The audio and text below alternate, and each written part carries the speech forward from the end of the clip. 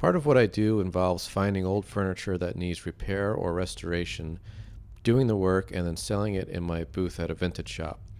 In this video, I'll show some of that process condensed into just a few minutes. So off we go to find some furniture. The first stop was in a thrift store, and this is what I found. It's a teak desk, probably Danish, although it's not marked. And as you can see, the top is in pretty bad shape. There's lots of water rings and probably have potted plants on it at some point. So I bought it and took it back to the workshop to get started.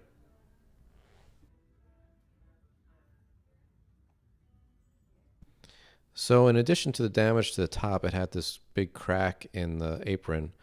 So that needed to be glued. So I used a glue syringe to shoot some glue in there and then clamp it.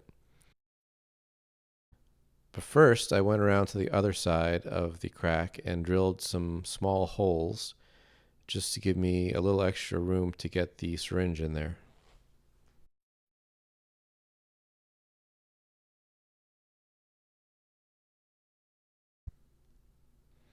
And here's the syringe with some Titebond glue and just shooting it in there. All down the line.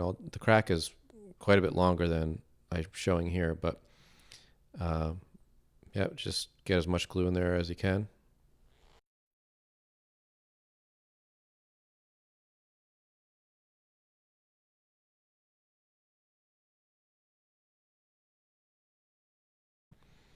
And then it's time to clamp it up.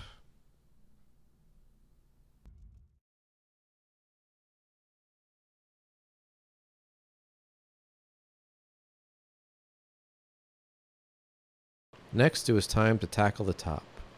And here I've got a utility knife blade, and I'm scraping the finish near one of the big stains.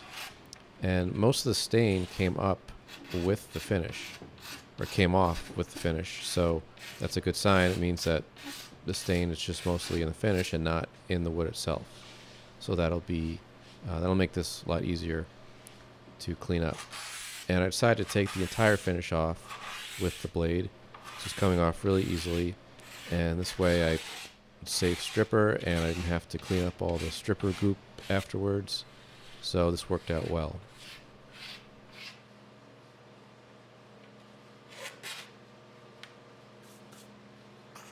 And here's the top after it's been scraped and sanded with a random orbital sander, and I used 180 grit sandpaper.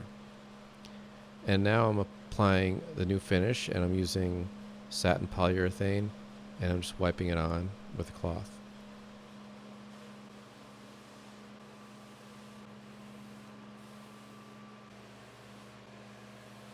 The finish on the rest of the desk was in pretty good shape, but it did need some refreshing. So even though it wasn't an oil finish, I went over it with some Watco teak oil and 4/0 steel wool. And the teak oil, I believe, is an oil and varnish blend. So I just used a really light coat and wiped off all the excess right away, and it dries nicely and it fills in scratches and just helps to freshen up the finish. But you do need to make sure you wipe off all the excess well, or else it will get sticky. And here's the finished product.